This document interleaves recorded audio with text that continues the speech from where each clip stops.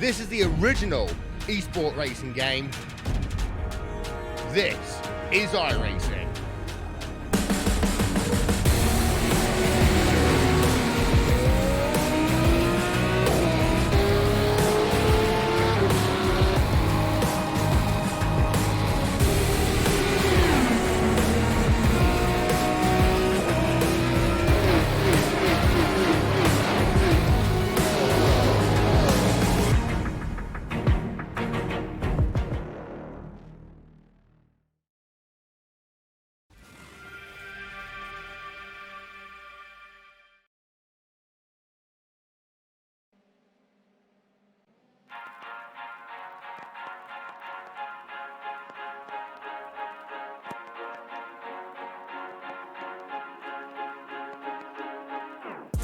The halfway point of the season has arrived here for RaceSpot TV Friday primetime, and the racing, the fantastic racing we've had throughout the season, looks to continue here this time, this week at Suzuka. You don't want to miss it.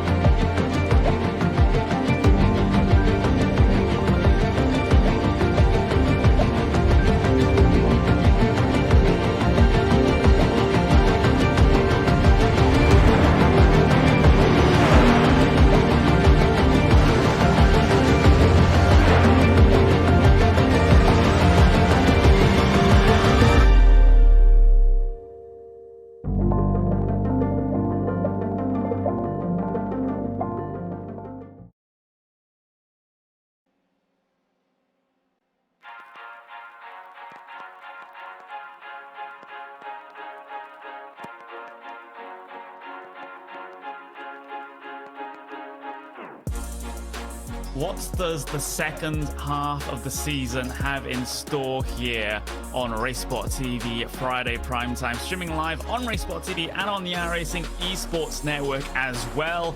I am Connery Maddock, and joining me in the commentary booth for this one, it is Randy Cheneth. And Randy, we've had some absolutely fantastic racing so far this season. We had an absolute bonanza at the Circuit of the Americas last time out, where we had podium position changes left, right, and center, and battling all the way down the field. Hopefully, we'll get racing like that here this week as well. Yeah, let's hope so. For these little Formula 3 cars, this is going to be a really big track for them. Suzuka, a lot of slipstream opportunities, and of course, a lot of fun high-speed sectors. One of the most iconic racing circuits in all of the world, and I think definitely the jewel of Japanese motorsport. Yeah, it very much is one of my favorite tracks on the iRacing service. That is for certain. That first sector is absolutely a dream to drive in pretty much any car, and well, it's even better in downforce dependent machines. Of course, these Formula 3 cars have quite a bit of downforce to their name, so they should be fairly enjoyable throughout this racetrack. We're just coming towards the end of qualifying right now. The session is just about to take over in a couple of seconds time, and we will be getting our grid set here for round number 6 of the iRacing Formula 3 Championship. The starting grid looks a little bit like this.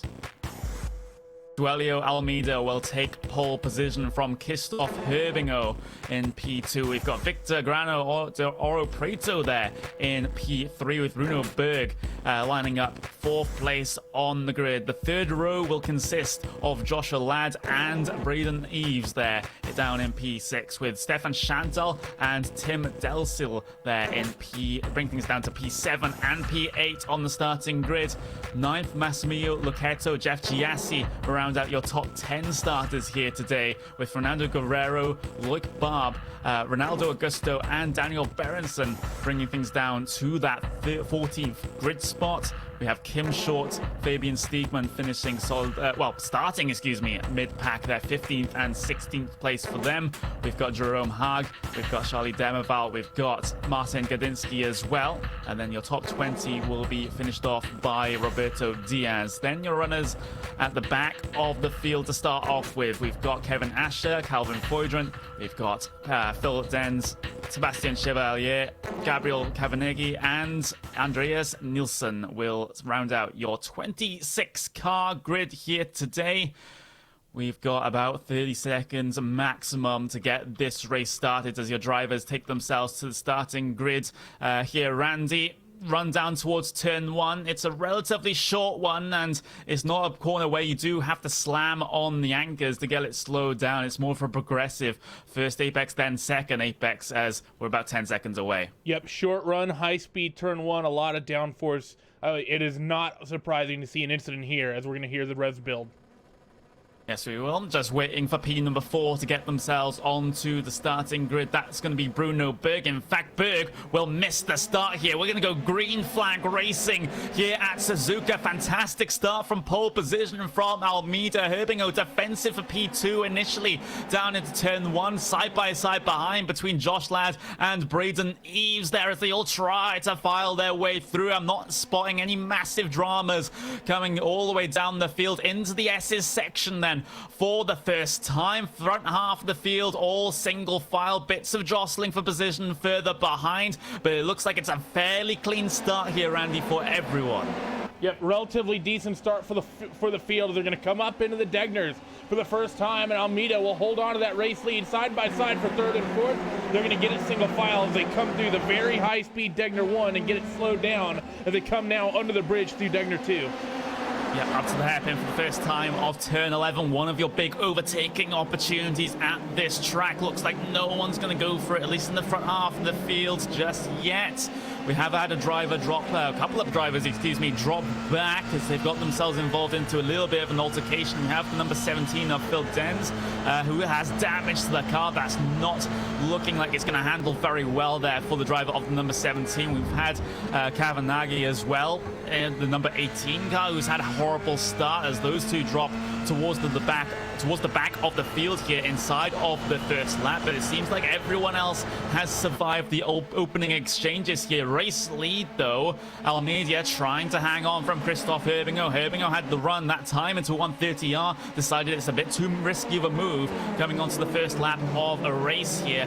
Coming through the Casio triangle, all your podium positions absolutely stacked up. You've got Josh Ladd involved in P number 4 as well. Out of the final corner, Victor Preto here, he has the run over Christoph Herbingo. Outside line chosen for turn 1. He can bring it nose to nose alongside, and oh, he gets that done. Fantastic move there from Victor Preto around the outside at 1.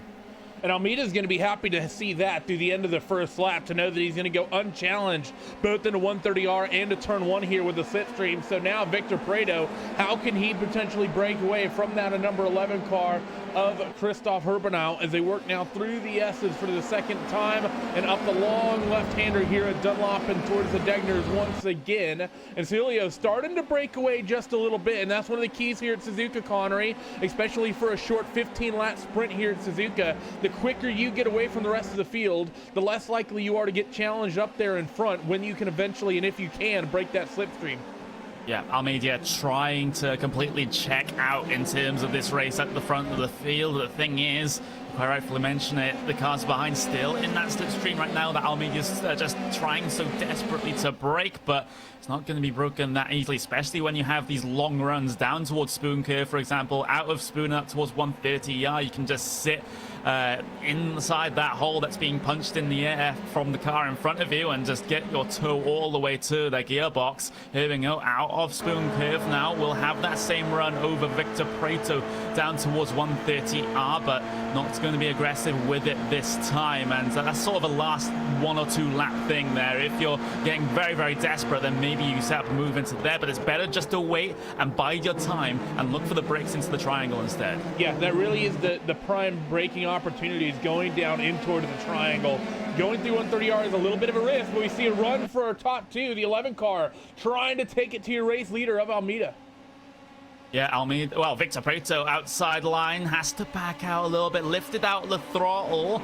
Can he carry momentum around the outside? He's not going to be able to, just ducks back in line there. Here we go, still hot on his heels though, so he has to be looking ahead and behind in this sort of situation. We just had to change the position further down the field though. That's Stefan Chantal getting ahead of Desile for P6 there. So Chantal has got himself up 1 position on his starting grid position. Fantastic work for him, but the thing is, he's lost a lot of time already in these early stages to the sort of secondary pack here. Or rather, that is the leading pack ahead of him. So he's got a little bit of a bridge to try to cross here if Chantal's going to get himself involved in any form of podium position fight. But with how early this race is, it's definitely possible. Yeah, as we see the clouds come and cover up the sun, so this track's going to pick up a little bit of pace here through these 3rd, 4th, and 5th laps, it seems like. But you're right, Chantel, he's lost that sort of first group, and he's not going to be too happy about that, especially with the fact that he's still got cars very close to him behind. Yeah, close indeed. Delisle just having a little bit of a look back, maybe perhaps into Spoon Curve, was relatively unsuccessful in doing so last time around. And well, if these guys can perhaps work together, work in the draft to try and drag themselves up to that leading pack, then that might just be a good idea. As Delisle, well, he's going to go around the outside at the Cassia triangle, so side by side once again for P6 and 7, but Chantal will hold on to his hard gained position here, up through the braking zone, out of the final corner then, and that is a tricky fight, deceivingly simple final corner. It is a very tricky one indeed. You have to be so careful on the throttle because the track drops away from you, but Delisle again has the run. They almost make contact there down into turn 1. Delisle around the outside, but has he carried too much speed? There's Chantal back on the inside, and he's able to recover the position back, and Delisle in fact loses 2. And there was a similar drama behind as well. I believe it was Kim Short made the same mistake, pushed off at turn 2, was able to hold on to his position though. Fight for the race lead was tied as well going into turn 1, and this is going to be what's difficult. We're going to have basically 3 battles that we have to keep an eye on our run down that front straightaway in towards turn 1, because none of these positions at the head of these trains of cars are really ever going to be safe.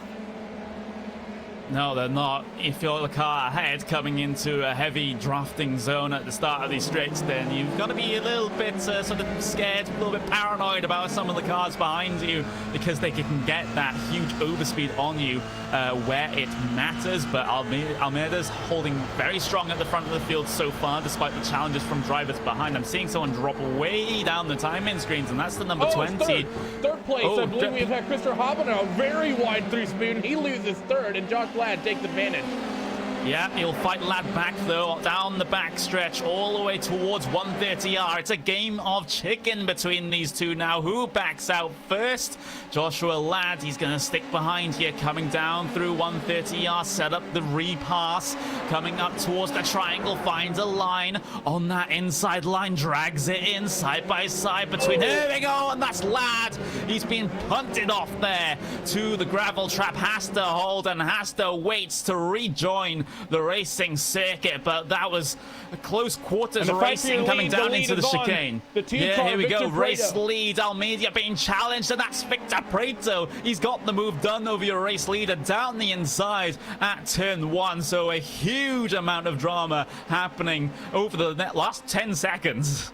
Yeah, we're gonna rewind our cameras back a full minute, and we're gonna ride on board with Josh Ladd. We're gonna come back a little bit further actually, and then show you kind of the entire sequence of what we've just seen over this sort of half a lap.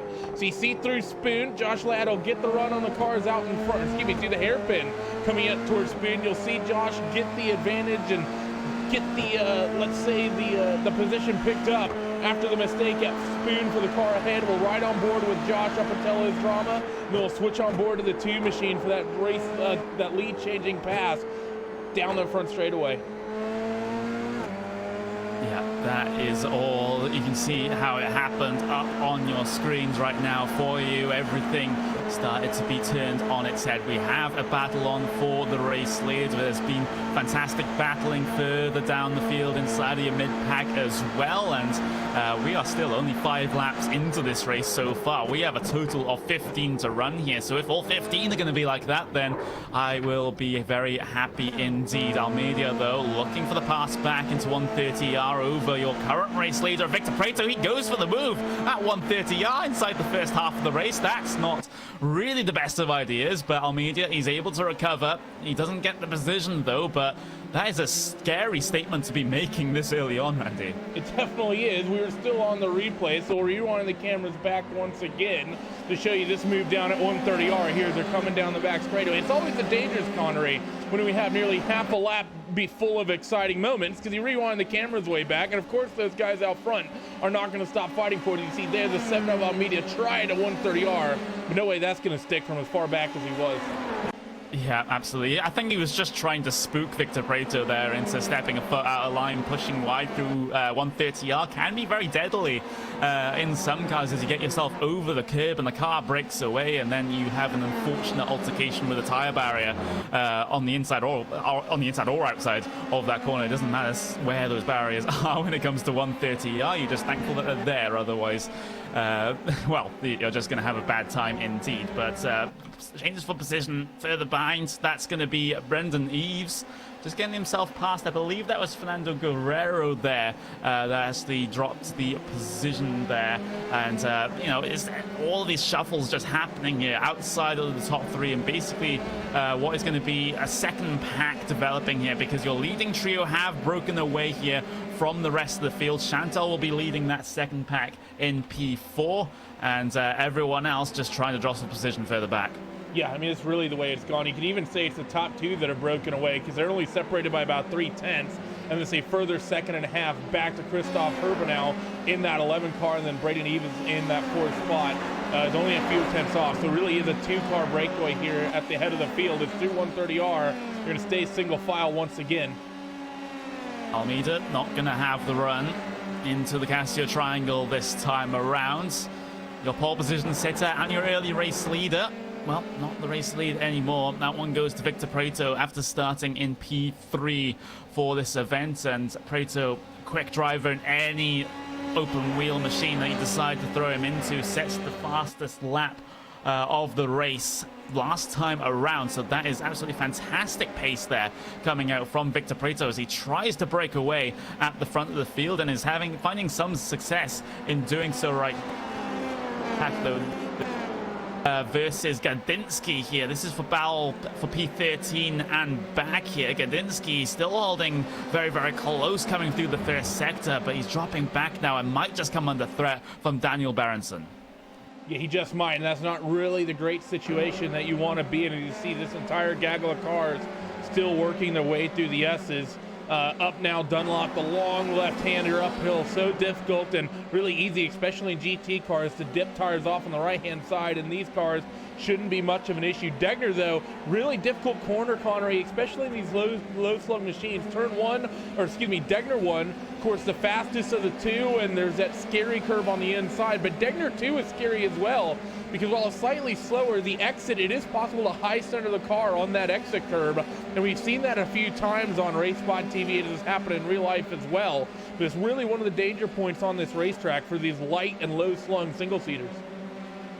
Yeah, easily bottom out coming over the curbs there, and you'll take a trip into the grass, into the gravel, and at worst the tire barrier. But race lead, there we go. Almeida 130R. Has he managed to make the move work? He has managed to make it work there on the brakes into the Cassian triangle. He will secure the position. How did this happen? Because you take your eyes off of these guys for one moment, and they decide to do that. And down the front straightaway, we're going to stay live here to see if Victor Prado is able to fight back for the race lead down in towards turn number 1. Looks like the answer to that question is going to be a resounding no. So we're going to rewind these cameras back and take a peek at what happened down in towards 130R and what Almeida was able to pick up. Yeah, just had the slipstream all the way to that very, very fast and scary corner indeed. Inside line taken, and just the commitment to stay and go for that move.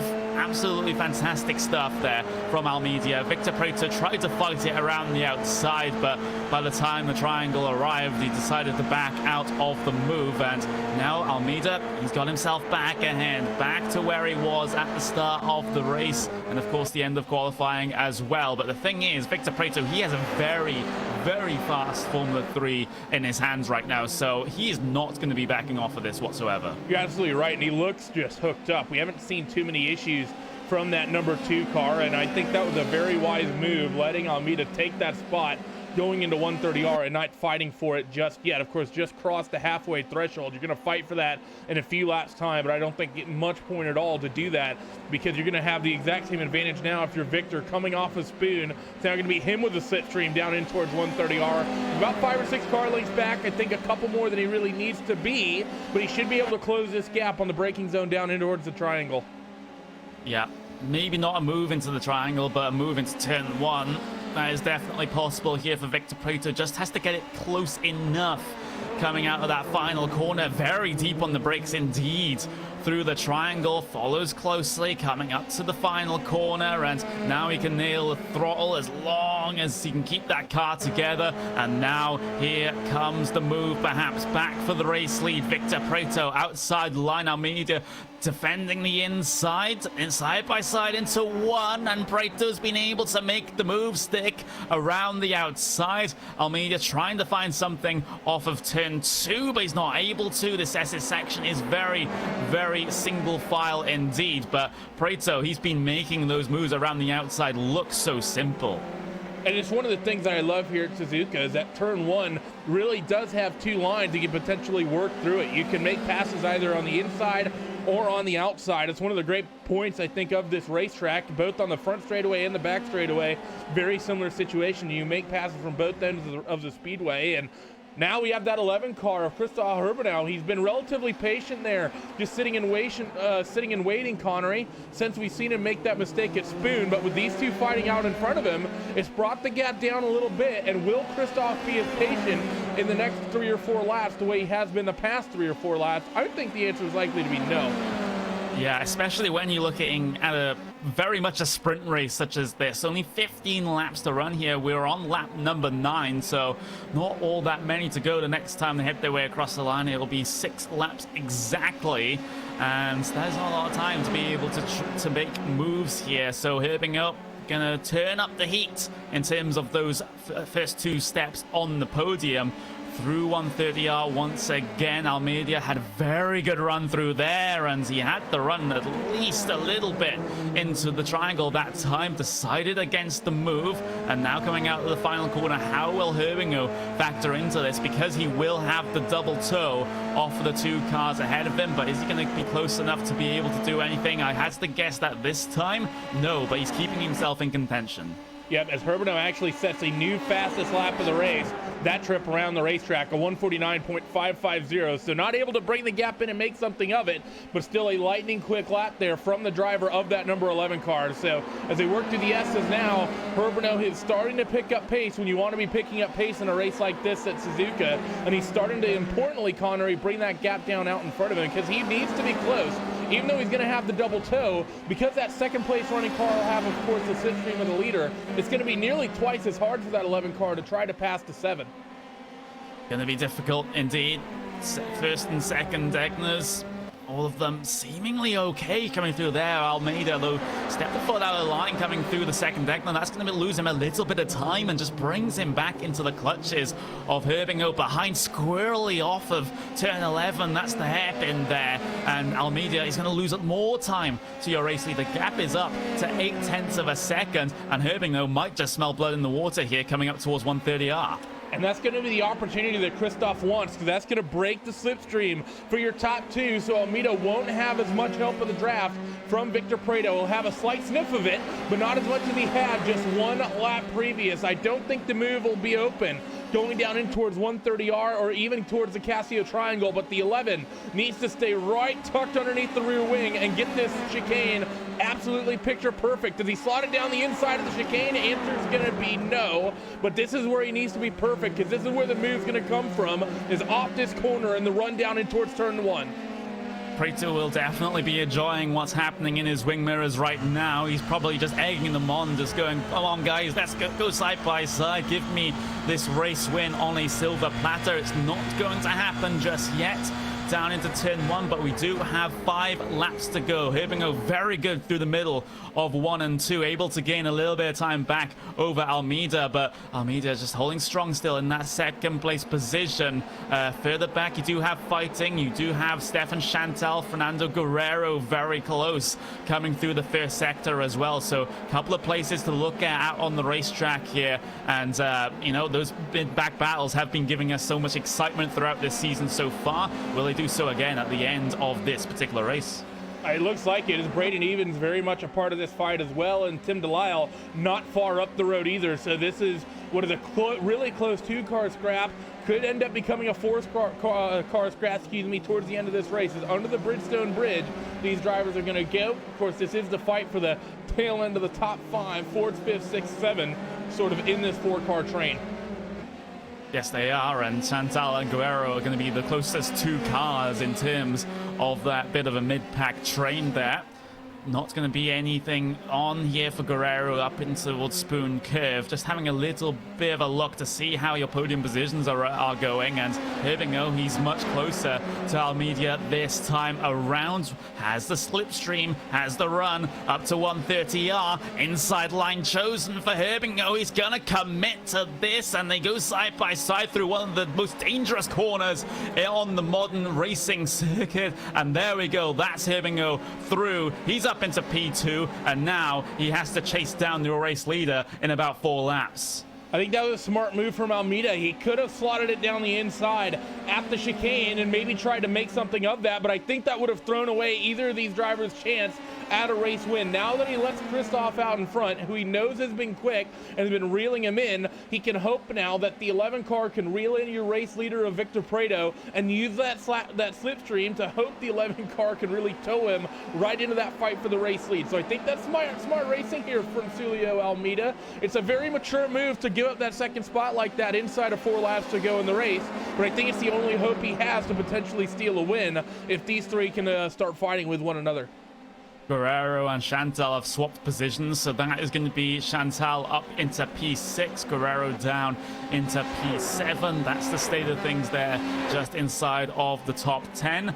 Victor Prado, though, at the race lead, still has a 1.1 second gap all the way back to Christoph Herbino, so still a lot of work for Herbino to do, but Herbingo, he's been setting these fastest laps time and time again. He needs to continue to do so if he's going to have any form of opportunity at the end of this race. And he's also got to be concerned still about Almeida behind, because he's just sitting there. He's just hogging the toe here. Bring me up to the race leader. And if you can't do that, well, your time as P number 2 runner might just be limited.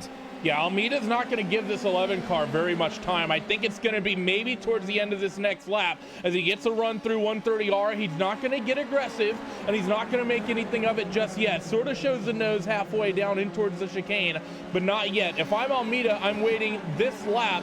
And if I don't get that gap down considerably to the race leader, I'm pretty much opening it up on Herbino. Let's take a peek at what the lap gaps have been the last couple laps between Christoph and your race leader, and it's not been great. 0.4 of a second. The leader was quicker 2 laps ago. 1 lap ago, Christoph actually brought in 1.5 tenths, but that last trip around the racetrack, Christoph actually lost 0.6 of a second. So if I'm Almeida, I'm going to see the fact that that car, really 2 cars up the road from where I'm sitting, is not getting any bigger, not getting any closer, and that means I'm going to start fighting with that 11th car to try to bring that second spot back into grid for myself. Christoph Herbingo, though, he's up about 1/10 of a second coming through the first sector. It may be too little too late, perhaps, for Christoph Herbingo and his challenge for the race lead. But again, he gains almost another 1/10 of a second coming through the first and second Degners. So this starts to look a little bit more possible, at least for Herbingo, because the closer he gets here, the more he's going to benefit from that slipstream to the car ahead. He does have a pretty lackluster hairpin, though, so he drops 1/10 of a second coming through there. But the thing is, he has pulled out the gap over Almeida here. Almeida's really struggling at the end of the race here. I wonder if that might just be slightly tire dependent, because we saw he was pushing so hard in the early parts of the race, and he might have just overdone it and not left enough for these final couple of laps. Definitely could be possible. We didn't talk about the weather as much, but it's actually a pretty cool day here at Suzuka, so the tires should be okay, but maybe struggling a little bit is Almeida. But now Christoph, he sort of has the gap he needs, and he's not really going to have to worry about Almeida behind. So really, if you're Herbinov, this is the dream situation. Let's see what happens this next time through. We'll check the lap gaps once again as they come across the stripe. Should update about now. And what do you see? Oh, the fastest lap being set by your race leader. Nothing Herbingo can do about that. He loses a good couple of 1/10 of a second across the line there. Gap is up to 1.4, so Victor Prato, I think he's going to come away with it here. He has 2 laps to go, though.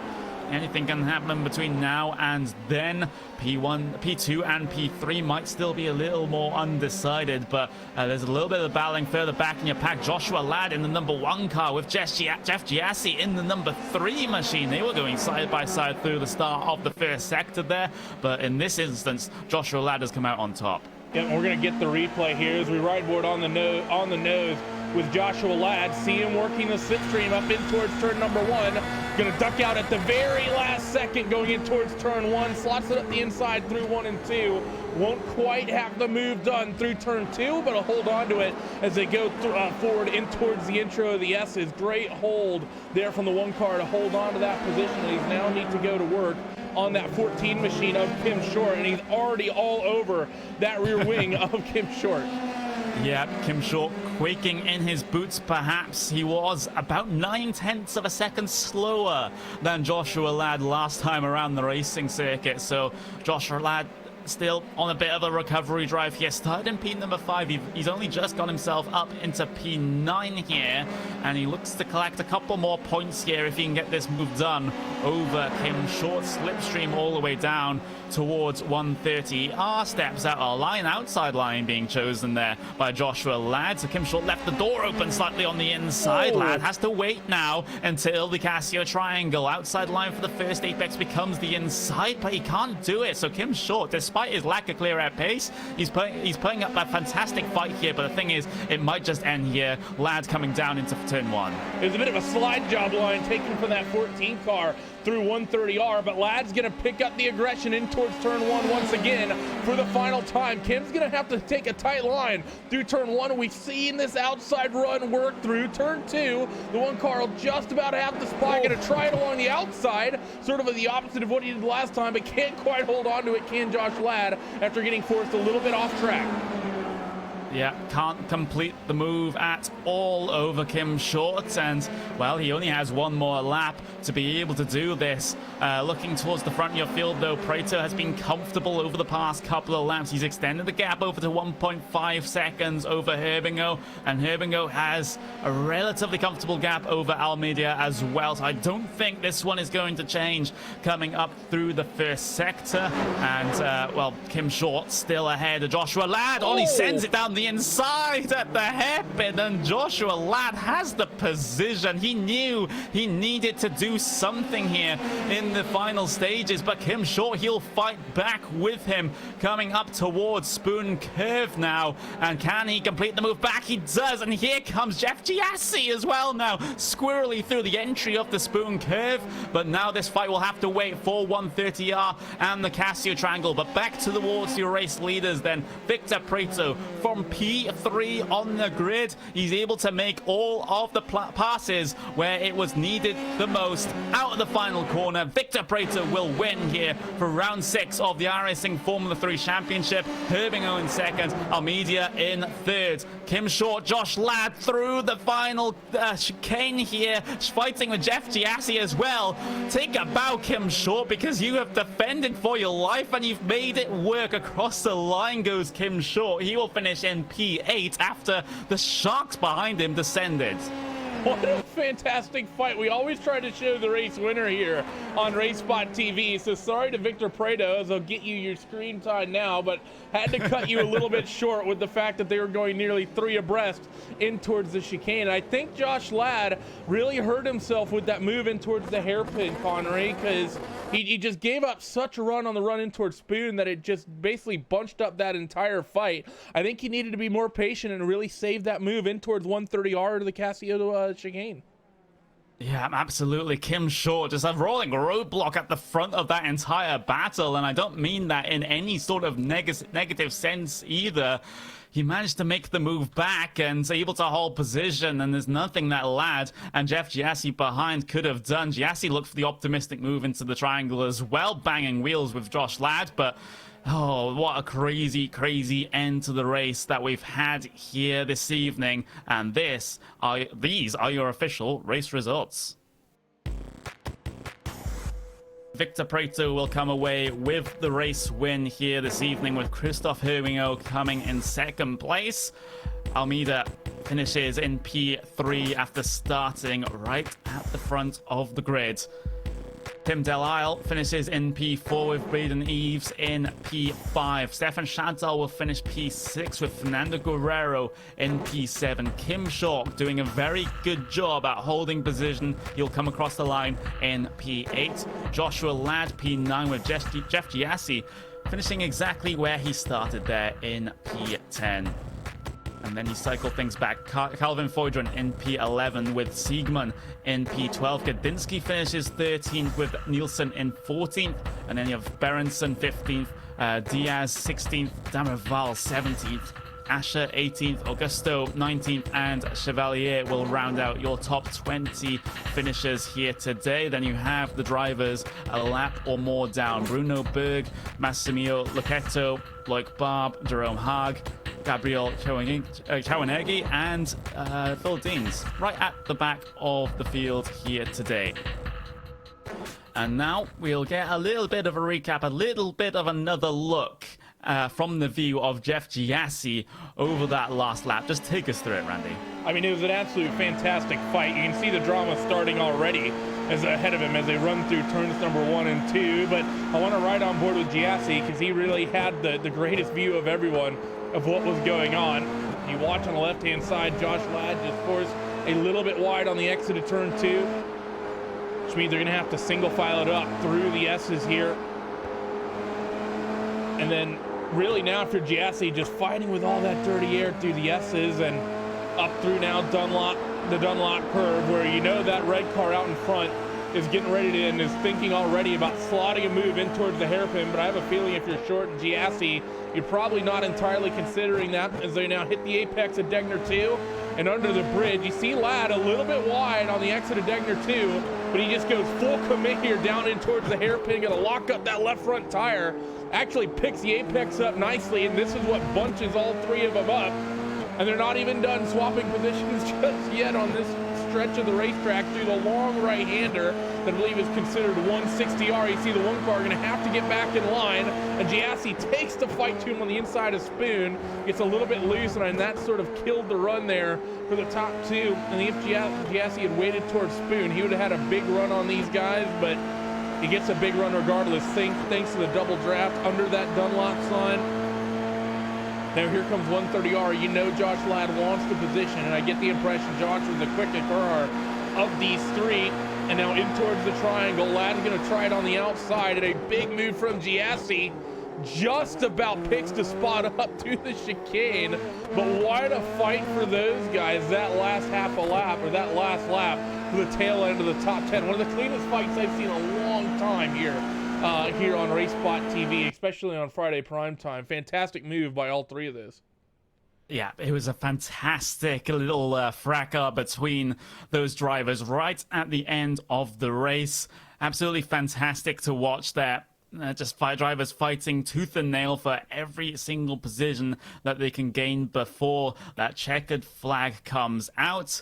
And, well, that is going to be the race done here today. But the thing is, that's not the racing done on RaceSpot TV for this weekend either. We have a good couple of races coming onto the iRacing Esports Network. We have the VRS GT iRacing World Championship tomorrow, 1:45 out in the afternoon GMT, the 3 hours of Suzuka there in one of the iRacing World Championships. Then 6 p.m. GMT, the Club Sports Series powered by DGFX. Join Justin Prince and Nolan Rempel for that one. And then it's another Saturday race. It's going to be the SimLab Pro Cup, 8:45 p.m. GMT with Jonathan Simone. But that is all we're going to have time for here today on RaceSpot TV Friday Primetime. I've been Connery Maddock, that's been Randy Chenna, and we'll see you guys next week.